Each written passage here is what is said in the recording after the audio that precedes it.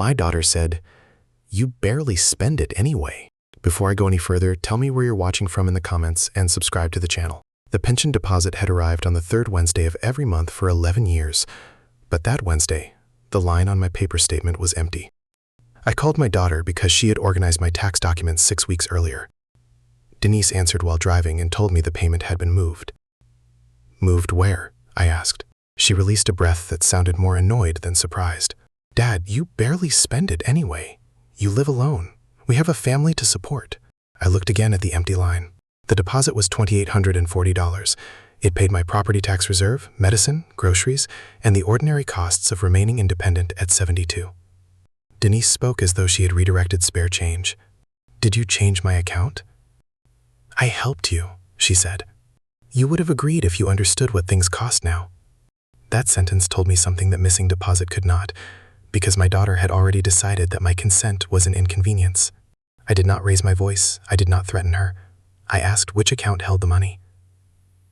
"It is safe," she said. "Stop acting helpless." Then she ended the call. I stayed at my kitchen table with the statement between both hands while the house made the small sounds it had made since my wife died. The refrigerator clicked. The vent above the stove rattled. A clock that Denise gave us on our 25th anniversary counted seconds from the wall. There was a 9-digit account number beside a transfer notation near the bottom of the page. I had never seen it. 3 days later, Denise would call me from that same house and whisper, "Dad, what did you do?" By then, the answer would no longer belong to either of us. It would belong to a form carrying a false signature, a bank record, and one device my daughter believed nobody would trace. My name is Raymond Cole. I spent 38 years working for the United States Postal Service, and most of those years taught me that small discrepancies rarely stay small. A letter in the wrong tray becomes a missed court date, a changed digit becomes somebody else's medicine, and a signature placed in the wrong box can move a pension without moving the person who earned it. I began as a clerk in 1974. By the time I retired, I supervised 42 people at a regional processing center outside Columbus, Ohio. I was never important enough for newspapers, speeches, or a name on a building. I was important enough that mistakes reached my desk, and my wife Carol said I could hear a wrong number from across a room. She worked as a school secretary and possessed the same instinct for names, so we noticed details because ordinary people paid for the details professionals ignored. We married when I was 26. Denise arrived 4 years later, red-faced and furious with a full head of dark hair. Carol said our daughter looked offended by the entire delivery process. That became one of our family stories, because Denise was quick, determined, and impatient with anything that moved slowly. At 8, she finished puzzles before reading the instructions. At 16, she argued herself out of a speeding ticket, and at 29, she managed the front office of a dental practice while knowing every employee's schedule from memory. I admired her competence. Perhaps I admired it too easily. Carol handled our household taxes while I was working, keeping receipts in labeled envelopes and writing every deduction in blue ink. When computer filing replaced paper forms, she learned the software without complaining and printed a copy for our cabinet. "Screens forget," she used to say. "Paper waits." After Carol died, I kept the system. Cancer took her in 14 months. The disease moved faster than our ability to reorganize a life built over 43 years. Near the end, she made me promise 2 things. I would remain in the house as long as it remained manageable, and I would keep accepting invitations after she was gone. I managed the first promise better because the house was a 1-story brick ranch with a small mortgage already paid. I could mow the lawn, drive to appointments, cook 6 dependable meals, and repair anything that did not require climbing onto the roof. I had a pension, Social Security, savings, and no consumer debt. I was not wealthy. I was secure.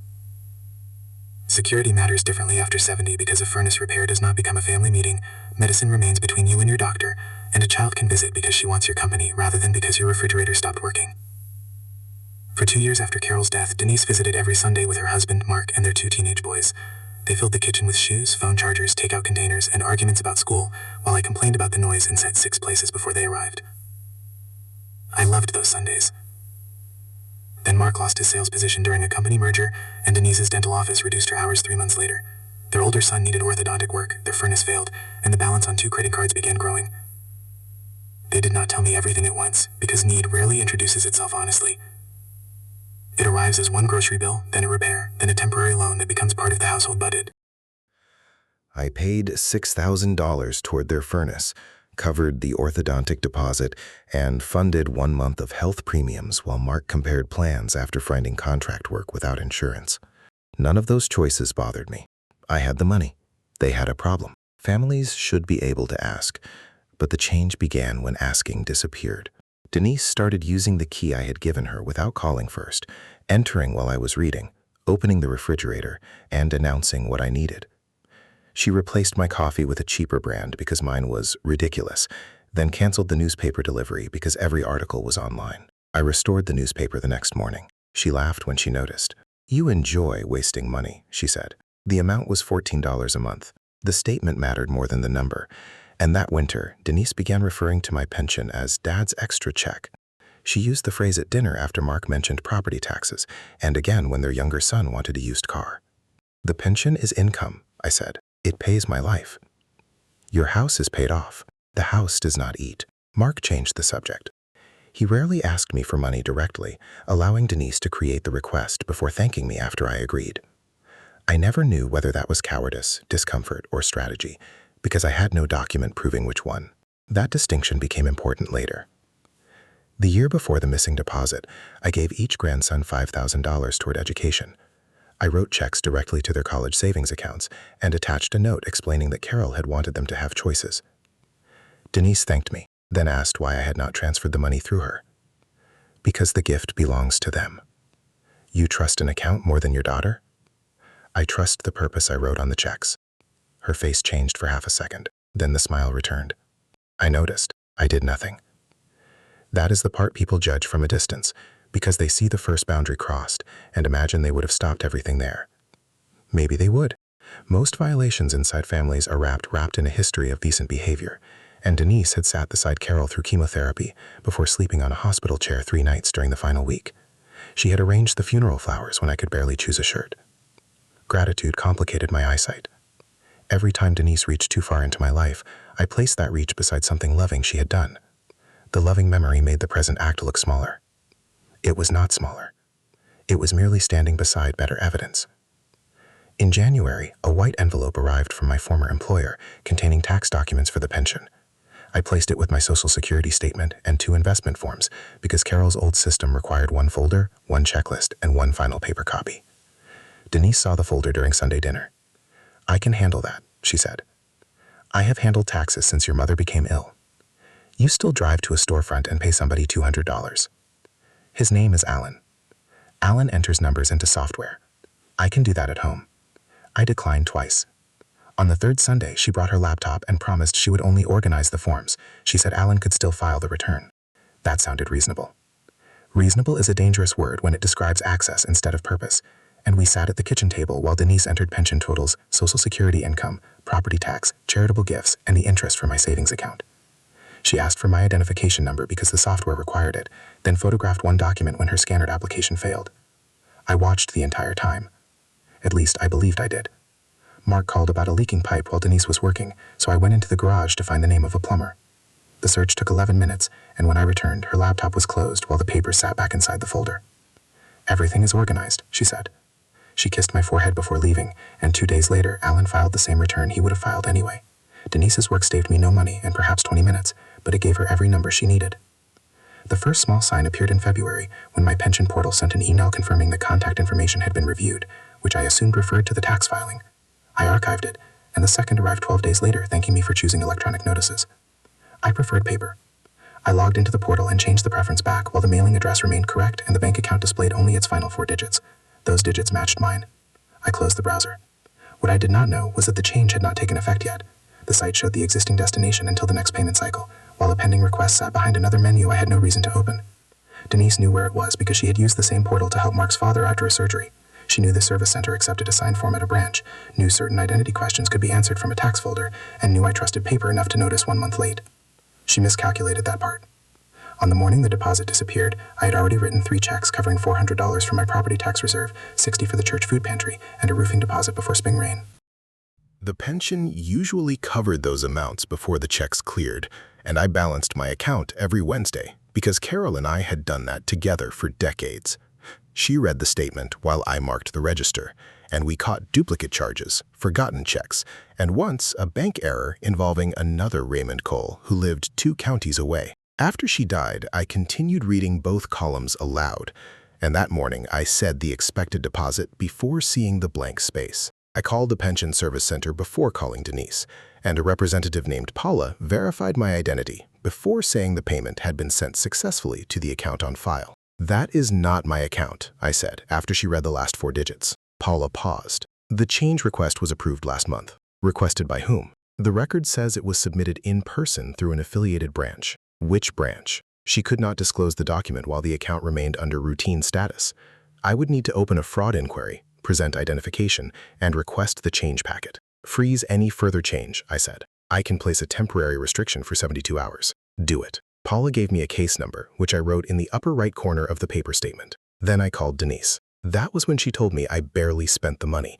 And after Denise ended the call, I wrote her exact words beneath the case number. I had learned that habit at the processing center. Memory starts negotiating with pain almost immediately, especially when the person causing it shares your name and photographs. Ink does not negotiate. I placed the statement, my identification, and Carol's old document folder inside a canvas mailbag I had kept after retirement, then walked across the driveway to Lydia Moore's house. Lydia had lived next door for 9 years, was 68, had retired from a regional accounting firm, and could make a fraudulent decimal feel personally unwelcome.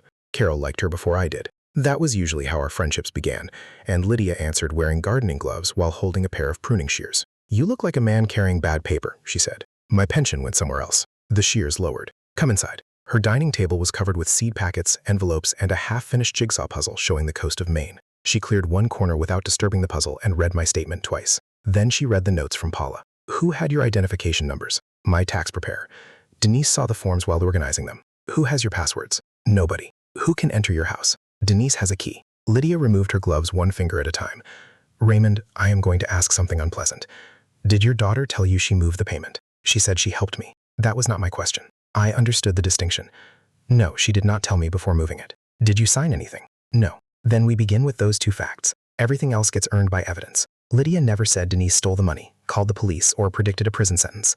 She wrote 3 columns on a yellow legal pad. What happened, what the record showed, and what remained unknown. The first column held one line stating that my pension went to an account I did not authorize. The second held the payment date, new account digits, portal emails, and fraud case number. The third held the questions that Anger wanted to answer too quickly. Who submitted the form? Who owned the account? Who used the portal? Who received the money? "You need an independent account today," Lydia said, "preferably at a bank where Denise has no relationship. My current bank has served me for 31 years. Then keep it after the emergency. Right now we separate every route she may know from every dollar arriving next." I resisted because changing banks felt like surrendering another piece of routine. Lydia waited until I could hear my own objection clearly. It was sentimental. The account was a tool. My independence was the purpose. We drove to a credit union where Lydia had served on an audit committee years earlier. She did not ask anyone for special treatment. She sat beside me while I opened checking and savings accounts with new credentials, verbal restrictions, and no authorized users. I changed my email password from the credit union lobby. Then I changed the pension portal password, bank password, mobile carrier code, and the 4-digit number protecting telephone access. Every change felt accusatory. That feeling belonged to me, not the facts. Protecting an account does not convict another person. It prevents uncertainty from becoming additional damage while the evidence catches up. By noon, we reached the affiliated branch listed in Paula's internal note. It belonged to the financial institution receiving pension service requests, though it was not my bank. A branch manager named Brian Mercer met us in a glass office, younger than Denise and visibly careful about what he said. "Mr. Cole, I can confirm that a service request was accepted here," he said. "I cannot release the packet until the pension administrator authorizes disclosure. Can you tell me whether I appeared in person?" Brian looked toward Lydia, then back at me. "Our process allows a representative to deliver a signed form with supporting identification copies." That was not my question. He folded his hands. "The teller notes do not state that you appeared." My jaw tightened before the rest of me moved. Denise had not needed to imitate my face. She only needed paper, numbers, and a teller who believed a family member was delivering a routine request. "Preserve the camera footage," Lydia said. Brian nodded. A fraud hold already triggered preservation after the administrator contacted us. "Preserve teller notes, identification copies, device logs, and internal messages," she continued. "Mr. Cole will make the request in writing." She slid the yellow pad toward me. I wrote the request myself. That mattered. Denise had treated my age as permission to act in my place. Every document I signed that day restored the opposite fact. I could understand the process, give instructions, and carry the consequence of my own decisions. Brian made a copy and stamped mine received. Before we left, he asked whether I wanted the branch to contact the person who submitted the packet. No, I said. The answer surprised me with its steadiness. I wanted Denise to believe the missing deposit remained a private disagreement. If she thought I was confused or ashamed, she might leave the records where they were. Containment is not weakness. Sometimes it is the only space where truth can remain undisturbed. At 2:15, Paula called from the pension administrator's fraud unit. The routine service restriction had become a formal investigation, and no additional changes could occur without in-person verification from me. She sent a secure copy of the change packet while we sat in Lydia's kitchen. The first page carried my name, pension number, old account, and a new destination ending in 4418. The form selected a joint checking account and marked me as one owner. I had never opened a joint account after Carol died. The second page carried my signature, which looked convincing from across the table. The capital R leaned forward, the surname ended with the same long stroke, and the date sat where the instructions required. Up close, it failed. I signed Raymond with one continuous movement because a childhood injury made lifting my index finger uncomfortable. The signature on the form separated the Y from the M. Whoever copied it had reproduced the appearance while missing the motion. Carol would have seen it immediately. The thought struck harder than the missing money. For 43 years, one person had known how my hand moved across a page. Denise possessed old birthday cards, checks, and tax forms carrying that movement, yet she had copied only the shape. She knew my signature as an image. She did not know the hand. I pushed the page away because my fingers had begun shaking. Lydia placed a glass of water beside me and waited. She did not tell me to calm down. She allowed the reaction to finish before asking what I saw. I explained the broken movement. Can you demonstrate that consistently? I signed my name 5 times on blank paper. The letters changed slightly, but the continuous line remained. Lydia photographed none of them. She placed the originals in separate sleeves and wrote the date across each seal. Your attorney may want those. I do not have an attorney. You will before dinner. The packet contained a photocopy of my driver's license and the tax document Denise had photographed in my kitchen. A handwritten note said, "Delivered by daughter at customer's request due to mobility limitations." I read that line twice. I walked 3 miles every morning. My daughter had turned age into a disability because disability made absence look reasonable. She had not merely borrowed information. She had created a version of me who could not appear, could not understand, and therefore needed her voice. The anger arrived hot and uncomplicated. I picked up my phone. Lydia touched the yellow pad, not my hand. What changes if you call her now? She hears what I know. What changes for you? I looked at the unknown column. We did not know who owned account 4418. We did not know whether the payment remained there. We did not know which device approved the portal confirmation or whether previous changes had been attempted. Calling Denise would close none of those gaps. It might close the records. I set the phone down. The decision hurt because silence felt like accepting her insult. Then I understood the difference. I was no longer silent to preserve peace. I was preserving evidence. Lydia called an attorney named Nora Patel, who specialized in elder financial abuse and fiduciary disputes. The phrase elder abuse made me recoil. I am not helpless, I said. Nora answered without softening her voice. Abuse describes the misuse of trust, Mr. Cole. It does not describe your competence. That distinction opened a door I had kept locked from the inside. I had resisted the word because Denise used helplessness as a weapon. Accepting protection felt like accepting her description of me. Nora separated the person from the act. I could be capable and targeted. Both facts could exist. Nora reviewed the packet, my notes, and the new account safeguards during a video call. She advised us to make a police report for identity theft, notify the receiving bank through counsel, and avoid direct accusations until ownership records were preserved. Will Denise be arrested? I asked. I cannot predict that, and prediction should not drive your next decision. Your immediate goals are stopping loss, restoring income, and securing evidence. The answer sounded almost disappointing. Part of me wanted a consequence large enough to match the betrayal. Another part wanted Nora to say this could remain private and disappear after one apology. Neither desire changed the records. We made the report. An officer named Samuel Ortiz came to Lydia's house because I refused to discuss Denise at the station while my thoughts were scattered. He recorded the case number, copied the form, and asked whether I feared physical harm. No. Does your daughter have access to your home? She has a key. Change the lock today. I almost defended her. The instinct was humiliating. My pension had disappeared, her handwriting sat on a false submission note, and I was preparing to explain why she would never enter without permission. I stopped. I will change it. Lydia knew a locksmith. By 6, the front door had a new cylinder, and the garage keypad carried a new code. I placed the old lock beside the pension statement on my workbench. It looked ordinary. Most boundaries do. That evening, Denise sent a text asking whether I had calmed down. I took a screenshot and forwarded it to Nora without answering. Mark called 20 minutes later. I let the call reach voicemail. Ray, Denise says there was confusion about the pension. We can explain everything. Please do not turn a family issue into something ugly. The message introduced a new word, we. Lydia added it to the unknown column. It suggested knowledge, but it proved nothing about participation. We preserved the voicemail and continued separating inference from fact. The next morning, the pension administrator restored my original bank information after I appeared with identification and signed a witnessed fraud declaration. The missing payment required a separate recovery process, but future deposits would enter the new credit union account. Paula confirmed the restriction in writing. I read the letter at Lydia's table. For the first time seeing the empty line, my next month belonged to me again. That was the first payment. It was not revenge, and it did not tell me who had touched every screen. It simply stopped tomorrow from repeating yesterday, while the rest of the truth remained unfinished. Before I tell you where the authorization came from, drop a comment about the boundary you wish you had set earlier. The first protection often feels cruel only because somebody benefited from its absence. Nora received the ownership records from the destination bank that afternoon after its fraud department matched my report to the account ending in 4418. She called Lydia and me together. The account was opened online 6 weeks ago, she said. Denise Cole is listed as primary owner. You are listed as joint owner. My name had been used twice. Once to create the place receiving my pension, then again to redirect the pension into that place. The arrangement gave Denise a simple answer if anyone asked why she possessed the money. It was a joint account. Joint on paper, invisible in life.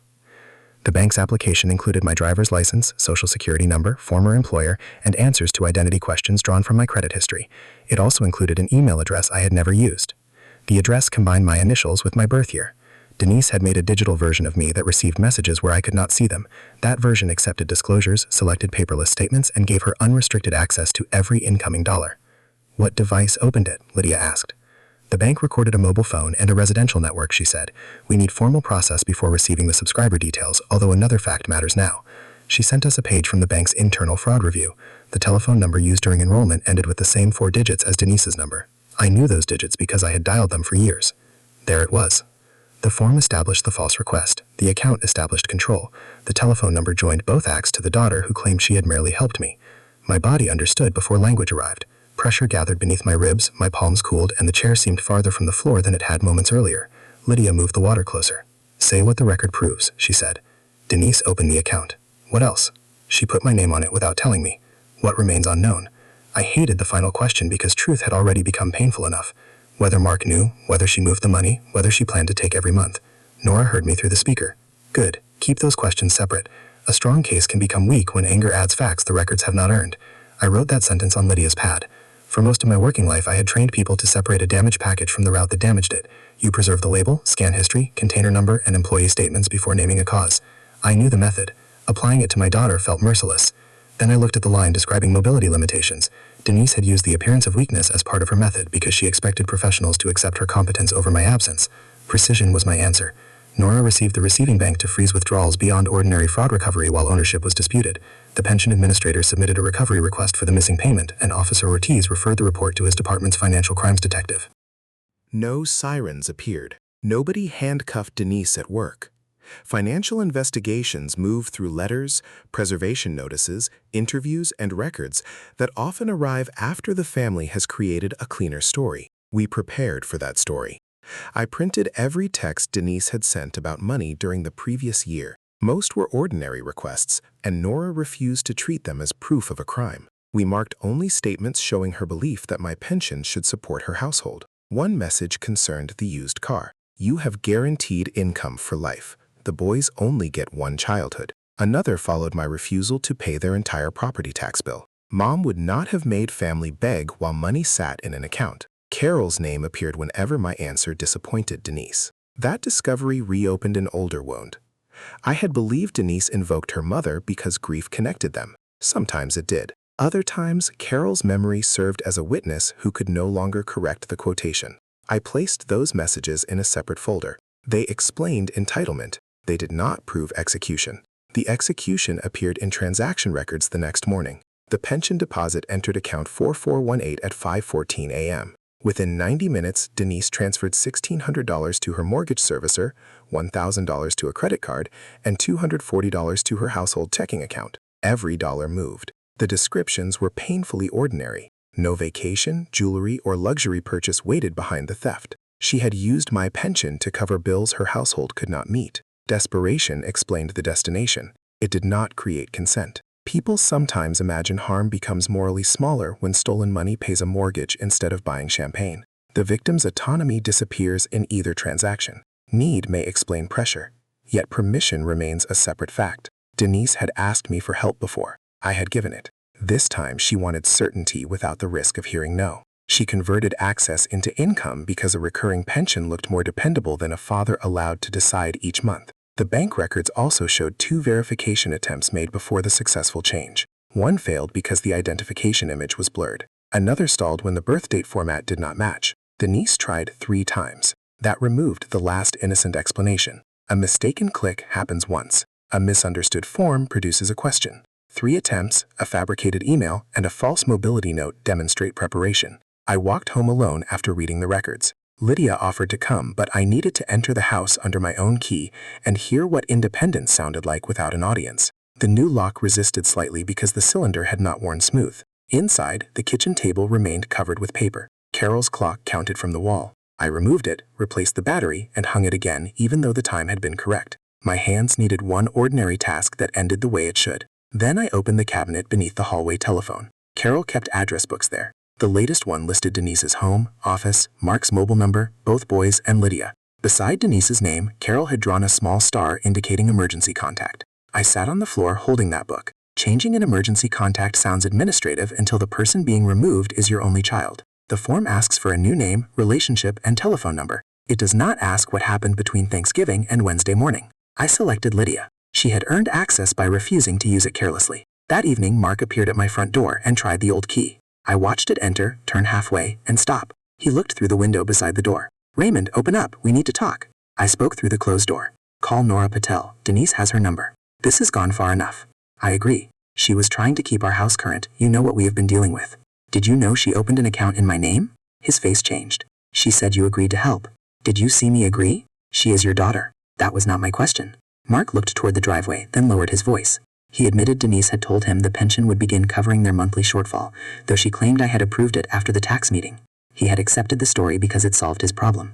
That was his failure.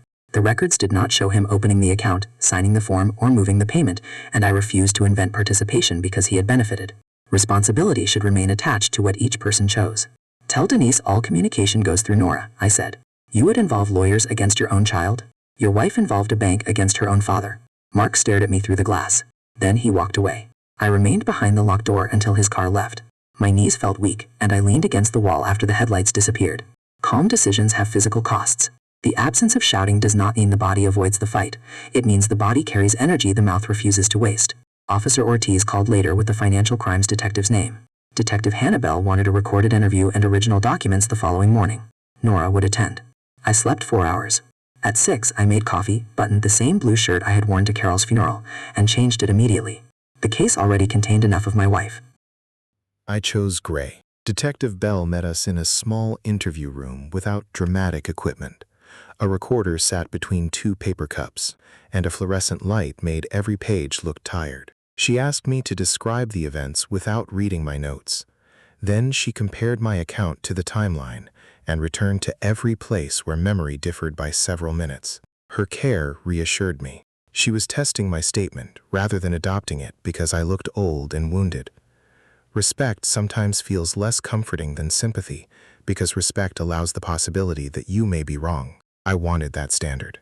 After the interview, she photographed the original statement and accepted the false change form through the administrator's evidence process. She explained that the state statute covered exploitation of an older adult through deception, but charging decisions belonged to the prosecutor after records and interviews were complete. "Will you contact Denise today?" I asked.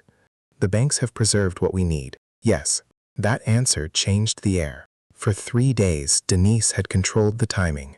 She moved the pension, explained my needs, and decided which facts I deserved. Now another person would ask her questions she could not end by hanging up. At 11:17, the destination bank restricted account 4418. Denise's debit card stopped working at a grocery store near her office.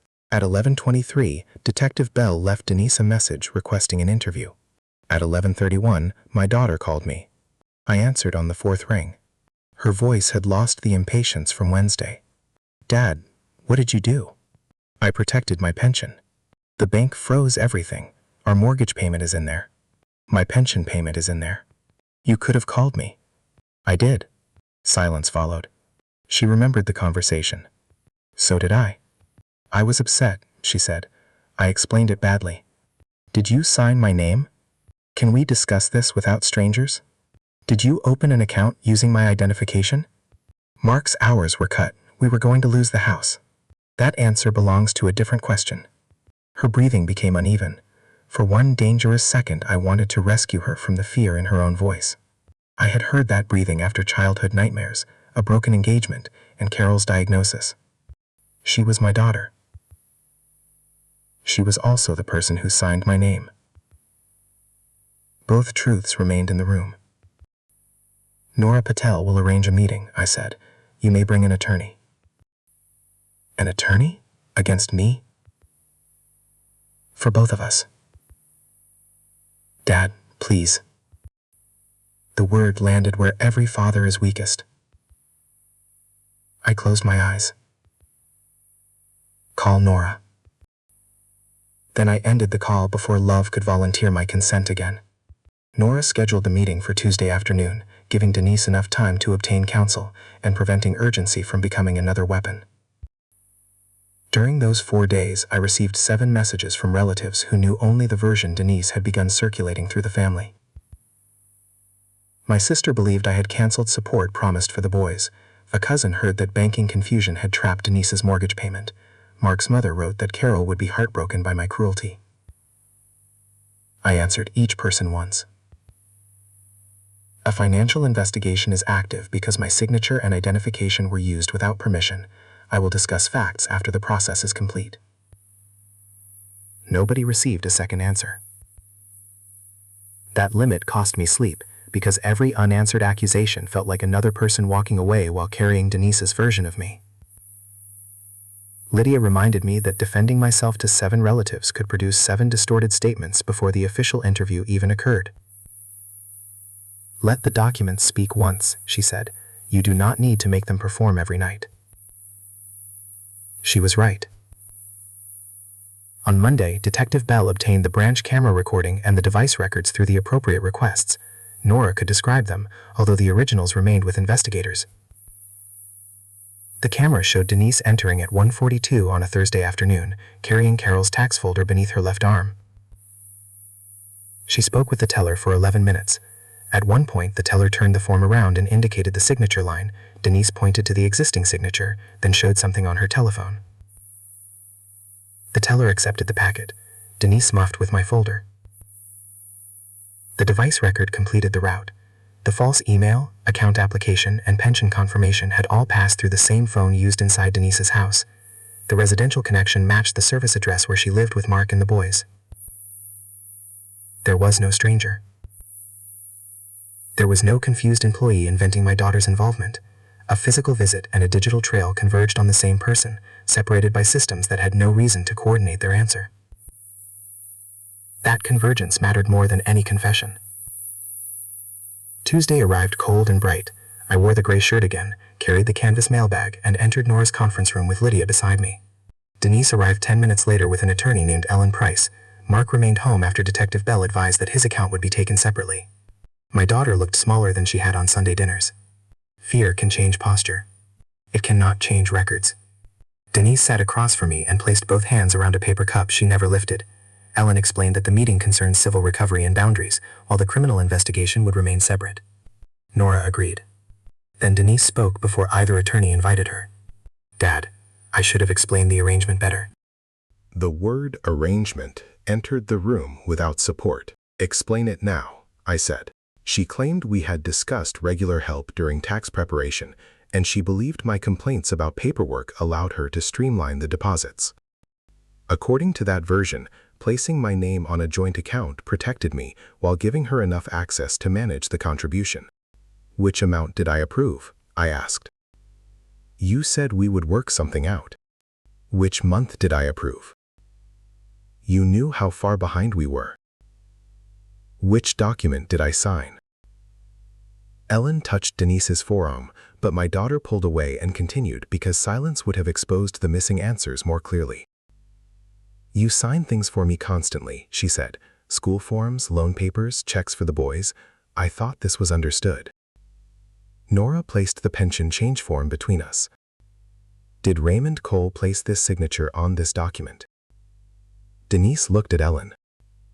Her attorney asked for a private break, and they left the conference room carrying nothing except the paper cup. I expected satisfaction. Instead, I remembered teaching Denise to sign her name in our kitchen. She had pressed so hard that the pencil tore the worksheet, then cried because the paper failed before she finished. Carol taped the page together. Now a different signature separated us across the same kind of table. Lydia watched my face. You can love the child you taught, she said, and hold the adult responsible. The sentence gave me no comfort. It gave me balance. Denise and Ellen returned after 17 minutes. My daughter no longer called the transfer and arrangement. She admitted writing my signature and opening the joint account, though she insisted she intended to replace every payment after Mark found stable work. Why create the false email? I asked. Because you would receive notices and panic. Why describe me as unable to visit the branch? They needed a reason you were absent. Why try 3 times? Her eyes closed. Because the first applications failed. The answer was simple. That simplicity ended the argument. Denise had understood each obstacle and solved it until my money reached her household. She had not misunderstood permission. She had designed a path around its absence. Nora opened the proposed civil terms. Denise would relinquish all claim to account 4418, authorize the return of remaining funds, repay any unrecovered balance, surrender every document copied from my home, and accept permanent exclusion from my financial accounts. She would also return the old house key, though it no longer opened anything. The agreement could not erase the criminal investigation or bind the prosecutor. It addressed only property, access, preservation, and communication between us. Denise read the first page. Permanent exclusion sounds like you never want me near you again. It says financial accounts. Those accounts are how I helped you. You helped yourself. The words landed cleanly. I felt no need to repeat them. She looked toward Lydia, and resentment briefly replaced fear. This is because your neighbor filled your head with legal language. Lydia remained silent. I answered because the accusation belonged to me. Lydia asked what the evidence proved. You decided what the evidence would say. Denise began crying without covering her face. I had seen those tears after Carol died, and my body moved forward before judgment stopped it. My hands remained on the table. We were going to lose the house, she said. You could have asked. You might have said no. Yes. That was the right she had stolen. The missing pension mattered, although the deepest theft occurred one step earlier. Denise had removed the possibility of refusal because my decision made her future uncertain. Parents teach children to become independent, then sometimes discover those children interpret parental resources as insurance against every consequence. Love becomes obligation. Obligation becomes access. Access becomes ownership unless somebody finally closes the door. Denise signed the civil agreement after Ellen reviewed every paragraph. The receiving bank returned $640 remaining in the account, while Denise entered a repayment plan for the $2,200 already sent to household bills. My pension administrator issued provisional credit for the missing deposit, subject to recovery between institutions, so my ordinary expenses remained covered. Nothing became magically complete that afternoon. The mortgage company did not forget its payment. Denise and Mark had to negotiate their own arrears, sell a second vehicle, and reduce expenses they had kept postponing. their problem returned to them. That was consequence enough for the money. The legal consequence moved more slowly. Detective Bell interviewed Denise, Mark, the teller, and the pension fraud representative over several weeks. Mark's record supported his claim that he learned about the account only after Denise presented the pension as approved help. He had accepted a convenient lie. He had not created it. The prosecutor eventually filed charges for identity fraud against a person in a protected class and theft from a person in a protected class. Denise was never arrested in front of her children, and no dramatic courtroom scene settled our family in an afternoon. She appeared through counsel, entered a supervised resolution after admitting the conduct, completed restitution, and accepted probation with a prohibition against managing my finances. The formal record mattered. It prevented the story from shrinking into confusion once the immediate fear passed. It also prevented me from pretending an apology could replace safeguards, because loneliness made Sunday evening difficult. Some relatives changed their tone after the charges became public record. My sister called and said Denise had told her I promised half the pension for 1 year. "Do you believe that now?" I asked. "No." "Then remember how quickly you repeated it." She apologized. I accepted the apology without restoring the conversation we had before. Trust returns through repeated conduct, while forgiveness describes only what anger no longer controls. Those are different accounts. I learned to keep them separate. My grandsons visited 2 weeks after the meeting. Their parents had explained what I caused the bank problem, so I showed them no evidence and criticized neither parent. I told them one sentence: "Your mother used my name without permission, and adults are responsible for correcting what they choose." The older boys stared at the floor. The younger asked whether they would lose their house. "Your parents are working with the mortgage company. Their home is their responsibility, and you are welcome in mine." That boundary protected them from becoming messengers. It also protected me from purchasing their loyalty. I continued contributing to the education accounts Carol and I had created, because those gifts belonged to a purpose established before Denise's conduct. I sent no money through her and paid no household bill. Denise called once each week under the communication terms Nora helped establish. For the first month, every conversation circled the financial pressure that had pushed her. I listened. Then I asked the same question: "What will you do differently before pressure returns?" At first, she discussed budgets, repayment, and Mark's work. Those answers concerned money rather than permission. By the third month, she answered differently. "I will let you say no." I wrote the sentence in my notebook, without declaring the relationship repaired. Understanding arrives before trust, and sometimes travels alone for a long distance. I could live with that distance. The new pension deposit arrived on the third Wednesday of the following month. I sat at the kitchen table with the credit union statement and read both columns aloud, as I had with Carol. The amount was correct. The account was mine. The paper made no celebration. It recorded 1 ordinary deposit, 4 automatic payments, a grocery purchase, and $60 for the food pantry. Ordinary had become precious. I wrote the date in the upper corner, then placed the statement inside Carol's old folder. The false change form remained in Nora's case file, where it belonged. I did not need it on my table. That evening, Lydia knocked while carrying a pot of chicken soup large enough for a fire station. Behind her stood Jerome and Patricia from 2 houses down, followed by Mrs. Alvarez from the corner with a pan of cornbread. "You promised Carol you would accept invitations," Lydia said. "Since you keep declining ours, we moved the invitation." They entered before I could invent an excuse. My table had 6 chairs because Carol believed an empty chair encouraged company. After she died, I kept 2 chairs against the wall and used 1 corner for mail. We cleared the paper together. Jerome complained that Lydia's soup contained too much pepper. Lydia told him free soup came with free silence. Patricia brought cards. Mrs. Alvarez corrected everybody's rules, and I burned the first tray of biscuits because I was listening instead of watching the oven. Nobody asked about my balance. Nobody suggested what I should spend, save, transfer, or leave behind. They asked about Carol, the processing center, and whether I still walked before sunrise. Lydia raised her glass of iced tea. "To paper waiting," she said. I smiled because she remembered Carol's rule. The statement rested inside the closed folder near the telephone. It had done its work by showing an empty line, then a restored one. The table showed something else. Living alone did not make my income available, and protecting my income did not require me to remain alone. Family can share a name, but belonging is built by people who leave your choices intact when your answer might disappoint them. That night, every chair was occupied by choice. If this story meant something to you, subscribe and tell me which boundary protects your dignity today. Independence is not the absence of love. It is the ground where love can stand without taking ownership.